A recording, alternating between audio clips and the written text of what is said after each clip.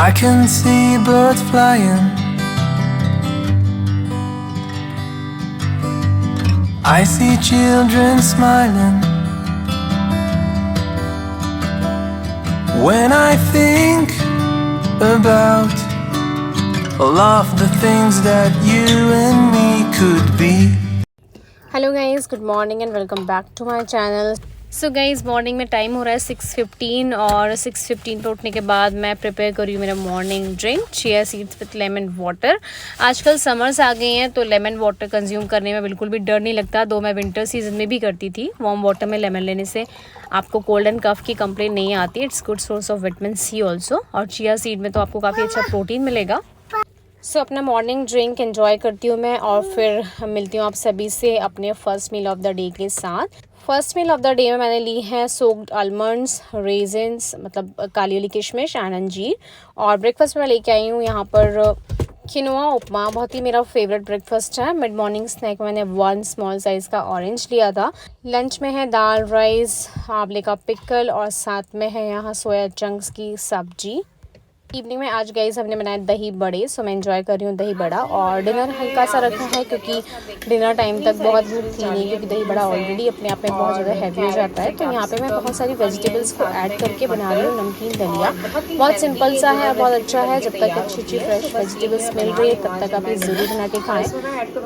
दलिया में इसमें कम ही ऐड करूँगी, वेजिटेबल्स ज़्यादा रखी है मैंने, और इसको एंजॉय करूँगी मैं इन my dinner.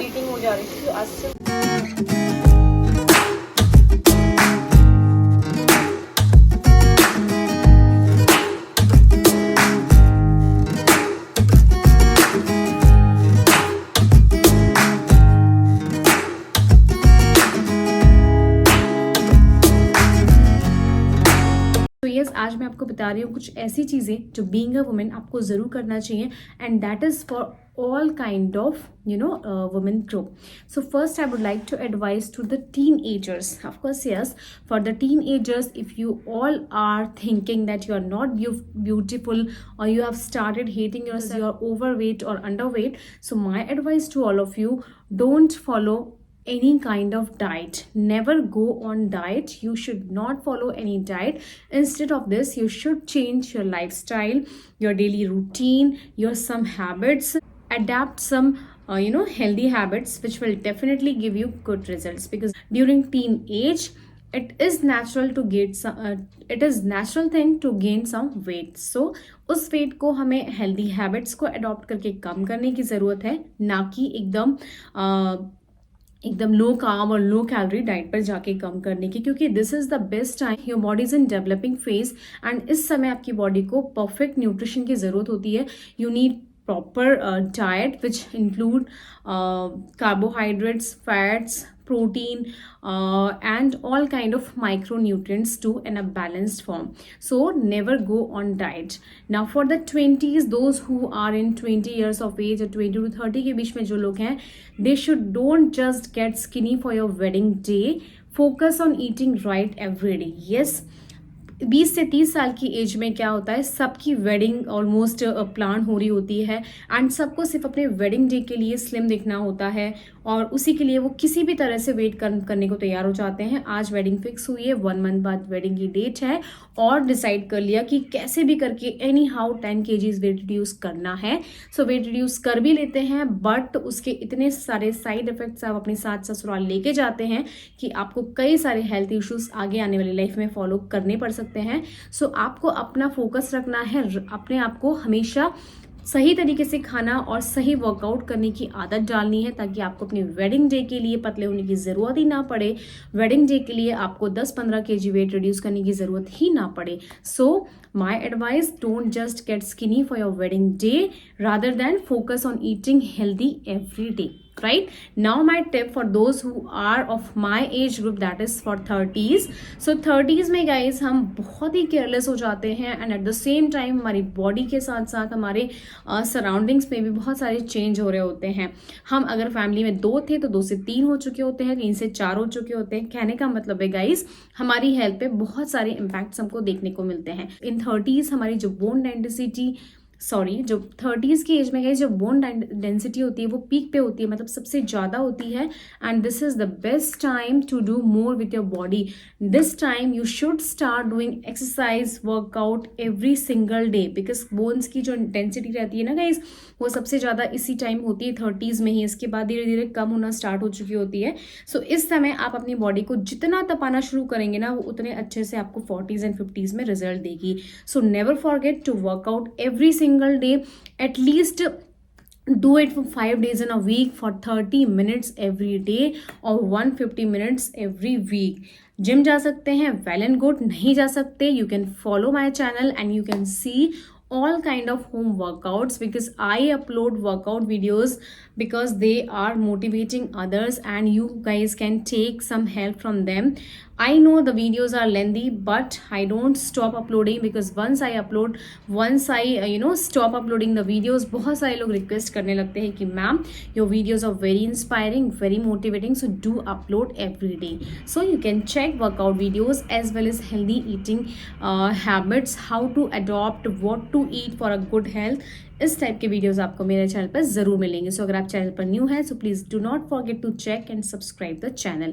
Now for those who are in there 40s तक पहुंचते पहुंचते मेनोपॉज की सिचुएशन क्लोज आने लगती है, बोन डेंसिटी धीरे धीरे कम होने लगती है, बहुत सारे हार्मोनल चेंजेस होते हैं। सो इस समय हमें क्या करना है, be comfortable in your body, don't succumb to ageism. आपको कंफर्टेबल फील करना है कि मेरी बॉडी जैसी भी है अच्छी है एंड मुझे उसको अच्छा बनाना है। अगर आप 30s में अच्छे से वर्कआउट कर चुके हैं, हेल्दी ईटिंग अडॉप्ट कर चुके हैं, तो 40s में आपको अपनी बॉडी को अडॉप्ट करने में बहुत प्रॉब्लम नहीं आएगी।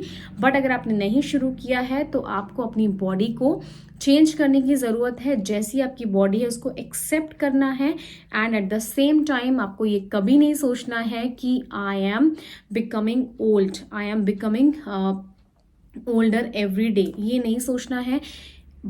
As is just a number, ये सिर्फ एक कहावत नहीं है गाइज, ये वाकई में कई लोगों ने प्रूव किया है। हम अपने आसपास बहुत सारे सेलिब्रिटीज़ को देखते हैं, बहुत सारी लेडीज़ को देखते हैं जो हार्ड वर्क करती हैं and they look so beautiful, so pretty at the age of 50s and 60s also. आपने देखा होगा कई सारे प्लेयर्स होते हैं जो 50s के एज में, 40s के एज में भी काफ़ी अच्छे से खेल जो होते हैं, उनको भी आपने देखा होगा। So age is just a number guys and this can be proven by अस।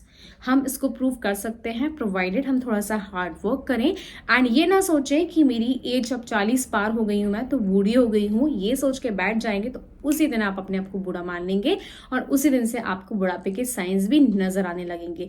सो मोटापा, पतला होना, ये सब के अलावा भी बॉडी में बहुत सारे साइंस होते हैं जो आपको बताते हैं कि आप हेल्दी हैं। Like focus on your hormonal balance, आपका किस तरह से पीरियड्स चल रहा है, रेगुलर आ रहा है या नहीं आ रहा है, आपको डायबिटीज़ तो नहीं है, थायराइड, PCOS, PCOD की कंप्लेन तो नहीं अभी तक हुई है। अगर आप अभी तक आपको ये सब चीज़ों ने नहीं घेरा है so you are one of the luckiest women on the earth. इन सब चीज़ों से दूरी बना के रखिए, हेल्दी हैबिट्स को अडॉप्ट करिए and stay healthy, stay happy. And in your 50s it's important to have a daily routine guys। अगर आपने अभी तक अपना डेली रूटीन स्टार्ट नहीं किया है सो इट्स हाई टाइम। अगर आप अपनी 50s तक पहुंच गए हैं so do start your daily routine. Daily routine में include your morning rituals which can be taking warm water in the morning, spend some me time, have some soaked nuts or a fruit in the morning, start your day with a healthy breakfast, do exercise, include protein drink in a diet. आपके diet में protein, fat and carbs का balance होना चाहिए। And if you are in your 60s enjoy all new roles and continue to follow your dreams.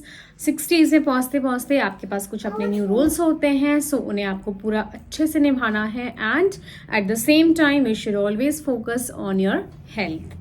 70s में है guys, 70s and above के लिए share your wisdom while continuing to take care of yourself. अपने आप का ध्यान रखने के साथ साथ आपको दूसरों को भी आपका जो विजडम है, आपका जो नॉलेज है regarding everything in life, do share with kids, with your colleagues, with your friends. मिलते हैं आप सभी से नेक्स्ट वीडियो में। जल्दी टेक केयर, बाय बाय।